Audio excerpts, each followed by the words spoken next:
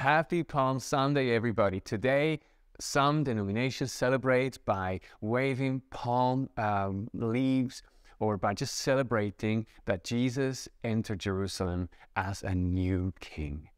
Now, with that story in Mark 11 is an interesting added moment before Jesus enters Jerusalem. Here's what happens in Mark 11. Jesus sends two disciples into a village and says, "Get a donkey that is tied and has never been used, loosen it and bring it to me. And if somebody asks, they just say, the Lord demands for it." They do that, and exactly that happens. Somebody says, "Hey, what are you I'm tying a donkey." And they say, "Well, the Lord demands for it." And they let them go.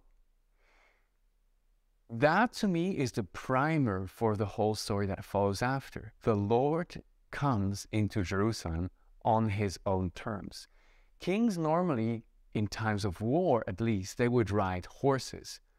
Kings would only ride donkeys if it was time of peace. Now Jesus is riding a donkey, but he's completely misunderstood by the people because they're doing two things. They're spreading their cloaks on the road. This is a wink or a phrase towards another king who was called King Jehu. King Jehu was a very violent and very radical king who fought for righteousness and overthrew evil kings with a lot of blood, a lot of violence. And when he got crowned, people placed their cloaks on him on the way for his ascension as a king. So they're expecting Jesus to be this violent liberator. And the palm trees was a Greek tradition that had come in over the last years when a king had won a battle. So they're actually expecting Jesus to win a battle.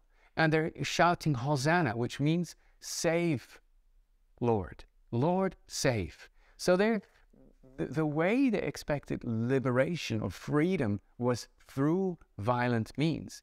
But the story before shows that Jesus said, on my terms.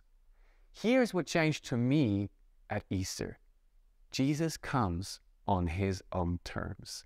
If he is to liberate me, if he's to bring freedom, he has to do it on his terms. The way Jesus brings freedom to me is not by removing everybody else who I see as an oppression or by just violently fighting my cause. He comes by inviting me to submit to a king that is humbly riding into a city on a donkey. Later on, Jesus in the garden will say, "Not my will be done, but yours."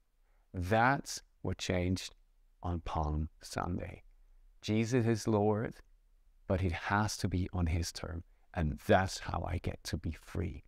And practically, in many areas of my life, in areas of, let's say, relationship, when I need to find peace, how do I find peace? Submitting to the Lord and doing what is right in that moment. If I need to plan my day, submit to the Lordship of Jesus Christ. What is it that is key today? If I need to plan my finances, how do I plan my finances? Look at what God is doing in your life and do what you feel God is doing in your life. It is very simple and it changes every aspect of our life. At Palm Sunday, many things changed. The core for me is that Jesus became Lord on his own terms. God bless you guys. See you tomorrow.